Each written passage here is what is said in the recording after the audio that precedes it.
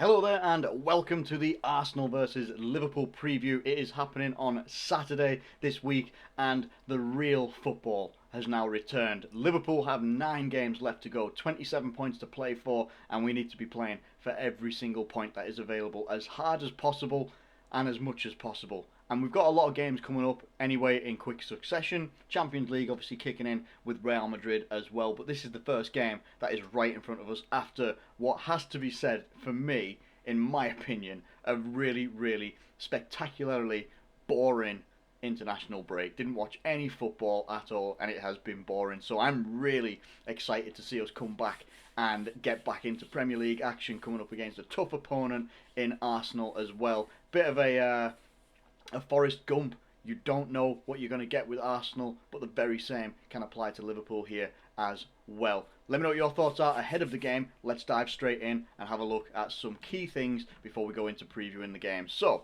here we have Arsenal versus Liverpool happening in 2 days, as it says. We are in 7th, they are in 9th. They are 4 points away from us, which I didn't realise that. They're actually a lot closer to us than I thought. They had a horrific start to the season, but they've not been too bad recently. They've actually been able to pick up some some good results as well, and they've found themselves climbing up a little bit. I don't think they've been higher than 9th this season, or at least at this sort of stage of the season, the last couple of months and such like that. But they are getting up there, and they are picking up results, even in the Europa League and stuff like that as well, getting themselves further in that competition. And they find themselves in a position where they're 4 points behind us and also Everton as well. They are creeping themselves back up, and obviously if they win the game, they go a point behind us. So it's really one of those, as well as we feel that we've been doing, like obviously in the Champions League and getting some good results. A good result against Wolves, I think it was last time out. Might have that wrong, but even so, like, we've still got a lot of work to do, because we are currently still aiming to try and get top 4 somehow.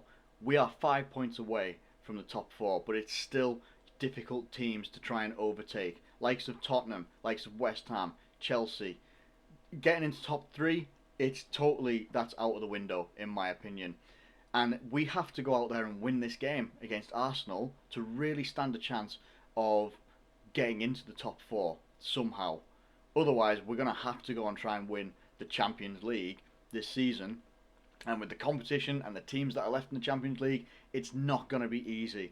Probably one of the most difficult years of the Champions League anyway. So we really do need to be going out there and getting a win against Arsenal. It's not going to be an easy game. I've said that before already, but let's have a look and see at Arsenal in general. Well, actually, I was looking at Liverpool first. So, so we've had 2 results, in a row. Liverpool versus RB Leipzig, and obviously against Wolves as well. We've got Real Madrid coming up. We need players to be starting to get back into a little bit of form, trying to capture a little bit of form. The likes of Mane, he has been a consistent player for us, but at the moment he's been in a bit of a dip. I don't know how he performed on international duty or anything like that. We can certainly actually have a good look at that. Managed to find something that totaled up the amount of minutes that our players, or at least a good amount of our players. I'm not entirely sure how many of our players went on international duty, but this is the minutes that they played, and the most was played by Gini Wijnaldum and Andy Robertson. The least was played by Thiago. Some of this will play into my team selection in terms of midfield and such like that as well. I've got reasons for other people that I might not have included in the starting lineup. Also got 2 different lineups that I'm choosing for this game as well. But what I wanted to also look at, if I just flick back to over here, is I want to pick up Arsenal and see who their last game was against in the Premier League and see how they performed. That was it. It was the 3-3. I remember this. Arsenal at one point went 3-0 down against West Ham, and it looked like it was going to be an absolute procession against, here, look at this. Jesse Lingard, Jared Bowen, Soucek. Within 32 minutes, they were 3-0 up. Obviously, Soucek scored an own goal, but they managed to get themselves back into it, made some key changes as well that really freshened up the lineup for them. But you sort of don't know what you're going to get with Arsenal. You don't know Where's Aubameyang going to play? Is he going to play on the left? Is he going to play up front? Are they going to go with Lacazette? Are they going to go with Saka on the left-hand side? Are they going to go with Aubameyang up here? You never really know who is going to be playing. But one player that seems to come in for Arsenal at the moment is Odegaard. That actually does worry me. Now, the reason that he worries me probably the most out of any of them is because he can set the other guys on their way. So the guys that have the pace, the likes of a Saka, the likes of a Pepe, and Aubameyang, even a Lacazette, to be fair, if we do continue playing the high line, which we most likely will, then the ability to spot good passes and really good passing opportunities, whether it's a long distance pass or a short pass, Odegaard seems to be able to change a game and seems to be able to get himself in these positions where he can just thread the needle, as they would say, find these passes to get quick players on their bikes, and they can go and try and make a good counter or a good threat or a good attacking threat against their opposition. That is something that we've had a weakness against. We played against Wolves. I felt we dealt with that really well with one of the quickest players in the league in Adama Traore. I felt we dealt with the attacking threat of RB Leipzig really well as well, and hopefully that's something that can continue for Liverpool, because it's gonna have to. It's really gonna have to continue. Nat Phillips and also Kabak and whoever else is going to be in the back line for Liverpool on Saturday, they're going to have to be on it, and they're going to have to be alert at all times, because the threats of Aubameyang, of Saka, of Lacazette, of Pepe, who else have they got around here? Emile Smith-Rowe, another player that impresses me for Arsenal, really good young talent.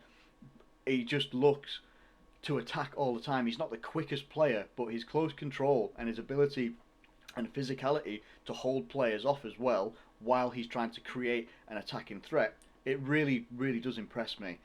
Martinelli is someone that really impresses me as well. I don't know why he hasn't been playing a great deal for Arsenal, but he is such a direct attacking threat. I don't want to say he's very aggressive. I give the wrong impression of him there. When I mean that he's aggressive, it's in the way that he plays. He really wants to get attacking. He wants to set up opportunities. He wants to get on the end of opportunities or take them himself. He's a very impressive these two impressive young players. Same with Saka, Odegaard as well. Even though he's not Arsenal's player, they are obviously, he's on loan at the moment. Tierney is probably one of their best attacking outlets as well, being another Scottish left back. Going to have the two Scottish left backs coming up against each other, not directly, but they will at some point, I'm sure. And like I say, I can't say that Arsenal have been defensively much more solid, but West Ham are having a blinding season, and for them to go 3-0 up at one point in this game that they had here, it was quite something to behold, honestly. It was quite something to behold, but the fact that West Ham actually let them back into the game as much as they did, it was quite something. Maybe they were fortunate to pick up a point here, Arsenal as well. Now, what we're going to look at in terms of Liverpool and the lineup that we're going to put out here. What I'm going for, I've got two different lineups, and there's only one change in each lineup. Now, I'll explain each as I go through it as well. What I'm going to put up for you here is probably the one that everybody would expect us to go for, and it would probably be something like this. So the reason I go with something like this, and I like this lineup, there's absolutely nothing wrong with it in my opinion, but if we look at, obviously Trent Alexander-Arnold didn't get called up for international duty. Nat Phillips and Kabak did get called up for international duty and played quite a couple of minutes as well.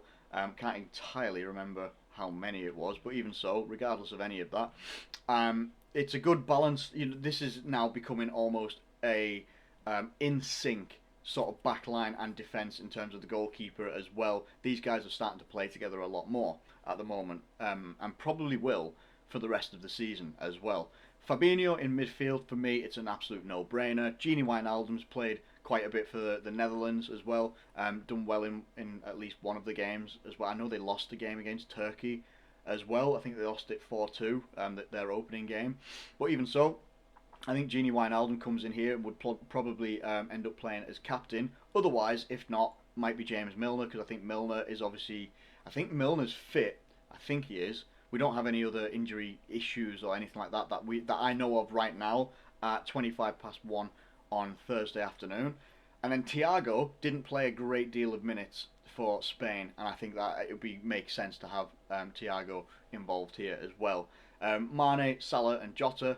I think Jota has had a really good international break, scored a good couple of goals as well, if not more than a couple of goals for Portugal. Looks like the goal scoring just wants to carry on with Jota, and I'm happy for it to continue. Same with Salah and Mane. I'd love to get him to play into form. Hopefully something like that can happen, and either that or you put Shaqiri up there as well, because Shaqiri had quite a good international break as well. The other lineup isn't greatly different, but it could look like that. Exactly the same, apart from it's Firmino instead of Jota. Now, why would I put that? Because Firmino hasn't played over the international break, and he is now fit. He's been training at Liverpool as well, so he will be available. And honestly, whichever way we go, I'm quite happy, because Firmino's got a good record against Arsenal in general, but also he'll be fit, he'll be fresh, hasn't played in a while. And that could also be something that comes in here. The reason that Curtis Jones isn't in my lineup for this one is obviously they played yesterday on Wednesday, and he had a bad end to that game. He scored the second goal for the England under-21s, but he ended up with a bloody nose, ended up getting into a bit of a ruckus with the opposition players and stuff like that, and he got sent off in the 90, like after full time and stuff like that. It wasn't a great end to the international break for Curtis Jones. Maybe that might be see him, on the bench or something like that. I don't know. Maybe in a game of this magnitude against a team like Arsenal, this is where you start to see the more experienced heads like a Thiago, a Fabinho, like a Wijnaldum and such like that, or even a James Milner in that midfield as well. So that is the lineup, similar sort of lineup that I'm going for here. Either it's going to be Firmino up top or it's going to be Jota up top. For me, I think that this is a pretty solid lineup, and I think it's got enough to be able to cause Arsenal problems. Our fixture list isn't the greatest. I went through this with one of my friends, and let's see if I can go into the next. So after that, after we play Real Madrid, we then go into playing Aston Villa again. Then it's Real Madrid again. Then we don't know if we progress any further after that. We'll have Champions League games or we won't. Then it's going to be Leeds. Newcastle, people might look at that and think that's the one that's going to be like the guaranteed win, but it wasn't last time we played them. Then we've got to play Man United, got to play Southampton, West Brom, Burnley and Crystal Palace. Our run-in, on paper, looks like an easy run-in, but it's not.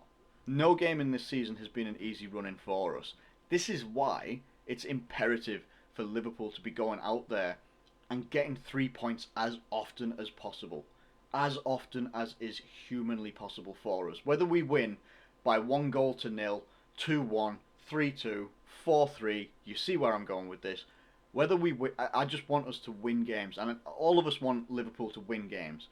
We had a horrific drop-off from Christmas time right up until pretty much a couple of weeks ago, where we started picking up a couple of wins here or there, but we need to be stringing something together towards the end of this season to stand even a chance of top 4. Because let's make no mistake here, let's not beat around the bush. Top 4, even if Liverpool go on and say we go on and we pick up 9 wins from 9 and we get 27 points. What does that give us?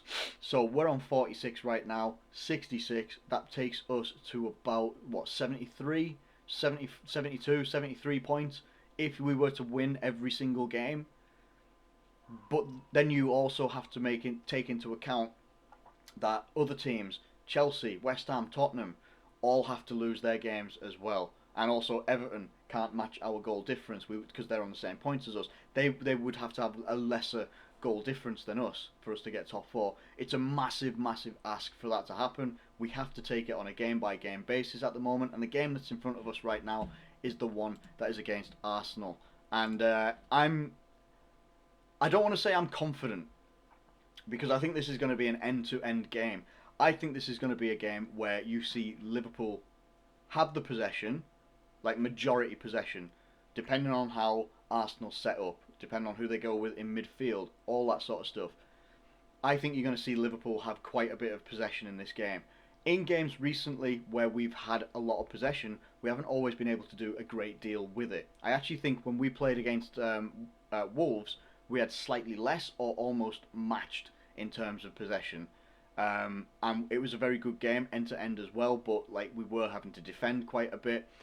If we end up having a lot of possession, we need to make sure that we do something with it, and that is also kind of why I'm hoping someone like Jota starts up front, because that man just seems to be magnetised to the goal and putting the ball in the back of the net. That is what I'm hoping for. But hey, whoever we go for, I'm a fan of, and I'll support them as equally as everybody else. What do I think this is going to happen in this game? What do I think the result is going to be? It needs to be a win. It needs to be a win. And I think, honestly, I think Liverpool can win this game 2-1. It's a prediction I make all the time. I'd love it to be a clean sheet, but honestly, I don't care even about clean sheets. I just want Liverpool to win. I really, really do. I just want Liverpool to win the game and get 3 points and just keep trying to get 3 points as often as possible. We get 3 points against Arsenal. It takes us to matching points with West Ham, with maybe a slightly better goal difference, which would put us 5th at that moment in time until Tottenham play or whoever plays. That is what I'm hoping for. I'm going 2-1 for Liverpool.